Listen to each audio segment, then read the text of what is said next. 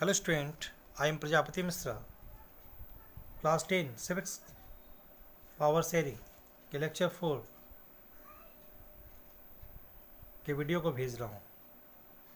बच्चों, आपने देखा लेक्चर 1, लेक्चर 2, लेक्चर 3 में कि पहले बेल्जियम और श्रीलंका की एथनिक कॉम्पोजिशन को देखा। बेल्जियम की भी जाति बनावट कॉम्प्लेक्स थी और श्रीलंका की भी जाति बनावट कॉम्प्लेक्स थी।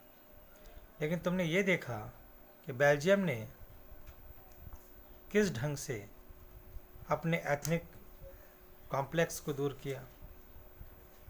तो बेल्जियम ने क्या किया? बेल्जियम की सरकार ने वहाँ सभी वर्गों को समान दर्जा दिया।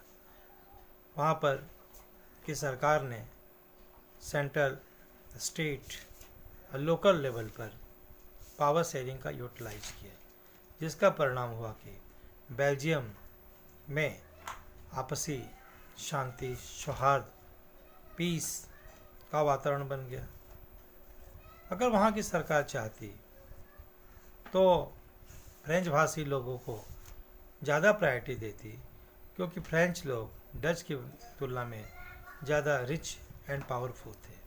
लेकिन वहाँ की सरकार ने सबको एक समान दर्जा दिया, जिसके कारण बेल्जियम एक अच्छा लोकतांत्रिक देश बना। वहीं अगर श्रीलंका की बात करो तो श्रीलंका की भी एथनिक पोजीशन कॉम्प्लेक्स थी, लेकिन वहाँ पर क्या किया गया? वहाँ की सरकार ने मैजोरिटिज्म मीन्स सिंगली धर्म के लोगों को ज़्यादा ध्यान दिया।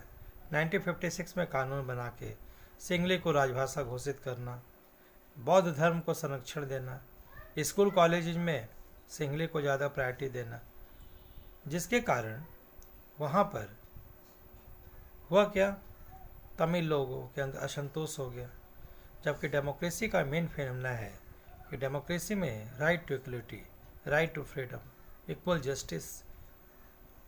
लेकिन वहाँ पर क्या हुआ कि वहाँ पर तमिलों के साथ नाइंसाफ़ी हुई, उनके डिमांड्स को पूरा नहीं किया गया, तमिल को नेग्लेक्ट किया गया, जिसके कारण वहाँ पर इंस्टेबिलिटी हो गई, पॉलिटिकल इंस्टेबिलिटी हो गई, सिविल वार हो गया और यूनिटी का नेशन भी क्या हो गया है? समाप्त हो रहा है। इसीलिए किसी भी देश में पावर शेयरिंग का होना बहुत ज़रूरी है। राजनीतिक ताकत जब तक जनता में बांटी नहीं जाएगी तब तक देश का विकास नहीं होगा। लेकिन श्रीलंका ने अपने पावर शेयरिंग का मिसयूज किया, एक ग्रुप्स को ज़्यादा, दूसरे ग्रुप्स को कम, तमिल को कम और सिंगली को ज़्यादा ध्यान दिया। इसलिए वहाँ राजनीतिक अस्थिरता बन गई और वहाँ गृह युद्ध की स्थिति आ गई। दोनों की कहानी को अगर हम ध्यान से देखें तो अब पता चलता है कि सत्ता की साझेदारी का होना क्यों जरूरी है। Why is power sharing necessary for the democratic country? Power sharing का होना इसलिए ज़रूरी है, यूनिटी ऑफ नेशन। अगर राष्ट्र का विकास करना है, तो देश का विकास करना है, तो सभी पॉलिटिकल पार्टी को इक्वल अपॉर्चुनिटी देनी होगी, सभी कम्युनिटी के लोगों को इक्वल अपॉर्चुनिटी देनी होगी, सबका ध्यान रखना होगा, सरकार में इक्वल पार्टिसिपेंट करना होगा और सभी को एक समान मानना होगा। सभी धर्म के लोगों को शिक्षा, शैक्षणिक संस्कृति, आर्थिक समानता, सामाजिक समानता, सबको एक समान ध्यान देना होगा, तभी जाके राष्ट्र का विकास होता है। लेकिन राष्ट्र लोगों से मिलकर बनता है। अगर राष्ट्र में कुछ लोगों को ज़्यादा, कुछ लोगों को कम ध्यान दिया जाए तो ऐसे स्थिति में राष्ट्र का विकास नहीं होता, राष्ट्र में बाधा उत्पन्न होती है, जो आप श्रीलंका की कहानी को देखने से पता चलता है। लेकिन जिस देश में डेमोक्रेसी में सभी को एक समान माना जाता है, वहाँ की सरकार अच्छी चलती है, राष्ट्र का विकास अच्छा होता है, आपस में शांति होती है, पीस होता है। इसीलिए सत्ता की साझेदारी का होना बहुत ही ज़रूरी है। सेकंड टॉपिक है कि लोकतंत्र की आत्मा। डेमोक्रेसी का मतलब होता है, rule of the people is called democracy. जनता के लिए किया गया शासन। तो डेमोक्रेसी लोकतंत्र की आत्मा है और लोकतंत्र की आत्मा में सभी लोगों का इक्वल पार्टिसिपेशन होना चाहिए। अगर लोकतंत्र में किसी को ज़्यादा किसी को कम पावर दिया जाए तो ऐसी स्थिति में ये लोकतंत्र के लिए बहुत ही इनजस्टिस है। लोकतंत्र का मतलब ही है कि सभी लोगों को राजनीति में बराबरी का हिस्सा देना। इसीलिए लोकतांत्रिक सरकार में वहाँ पर सभी पार्टियों को समान दर्जा दिया जाता है और सभी को चुनाव लड़ने दिया जाता है और सरकार सभी धर्मों का ख्याल रखती हो, वो चाहे देश का माइनॉरिटी हो या देश का मेजॉरिटी हो। अगर इंडिया की बात करें तो इंडिया को देखोगे कि इंडिया में हिंदू ज़्यादा हैं, लेकिन यहाँ पर हिंदू के लिए कोई विशेष कानून नहीं बनाया गया है, हिंदुओं के लिए कोई विशेष व्यवस्था नहीं गई है। यहाँ का राजकीय धर्म किसी एक भाषा को नहीं चुना गया है। यहाँ सभी धर्मों का समान रूप से आदर किया जाता है। स्कूल, कॉलेजेज, एजुकेशनल इंस्टीट्यूट में भी सबको इक्वल अपॉर्चुनिटी दी जाती है। यहाँ तक कि कमज़ोर लोगों के लिए कंस्टिट्यूएंसी में रिजर्वेशन का प्रावधान है।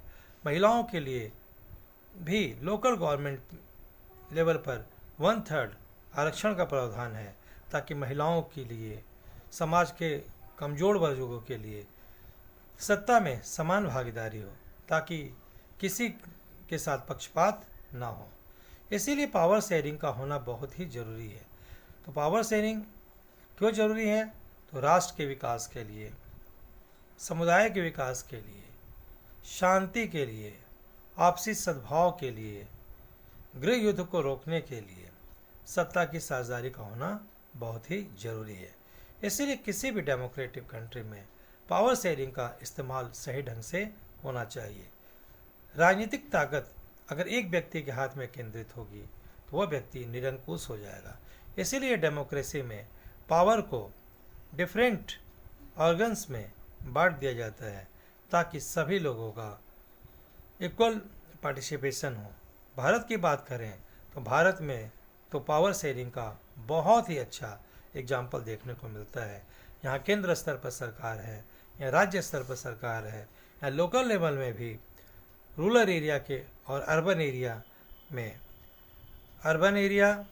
में म्यूनिसिपल कॉरपोरेशन और म्यूनिसिपलिटी, और रूरल एरिया में ग्राम पंचायत है, ताकि नीचे से लेके ऊपर तक सभी लोगों को की साझेदारी हो। तो अगर देखा जाए तो पावर शेयरिंग का इस्तेमाल अगर कोई देश बहुत अच्छे ढंग से किया तो बेल्जियम, भारत को देखने से पता चलता है कि पावर शेयरिंग का अच्छे इस्तेमाल करने से आज भारत में शांति है, समृद्धि है, यूनिटी है, नेशन का डेवलपमेंट है, और भारत आज डेवलपिंग कंट्री से डेवलप्ड कंट्री की तरफ जा रहा है और यहाँ पर आपस में लोग मिलजुल के चलते हैं।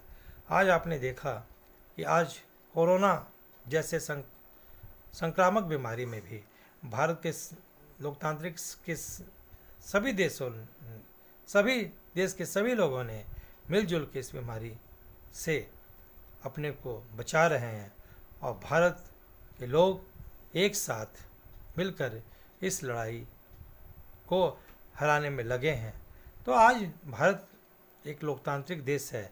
आप देख सकते हो कि यहाँ सभी लोगों को सरकार एक समान मानती है, एक समान देखती है। ना राजनीतिक अस्थिरता है, ना गृह युद्ध की स्थिति है। तो इसीलिए पावर शेयरिंग का होना बहुत ही ज़रूरी है। और अगले वीडियोज़ में हम देखेंगे, जो मेरा लास्ट टॉपिक होगा, कि पावर शेयरिंग के फॉर्म्स क्या हैं, किस किस तरह पावर शेयरिंग सत्ता की साझेदारी की व्यवस्था उस देशों में की गई है। आगे के वीडियो में मैं बताऊंगा। अगर आपको ये वीडियो अच्छा लगे तो इसे लाइक करें, और अगर कोई डाउट हो तो मेरे व्हाट्सएप में अपने प्रॉब्लम्स को बताएं, मैं उसके सॉल्यूशन को बताऊंगा। थैंक यू बच्चों, thank you, have a nice day.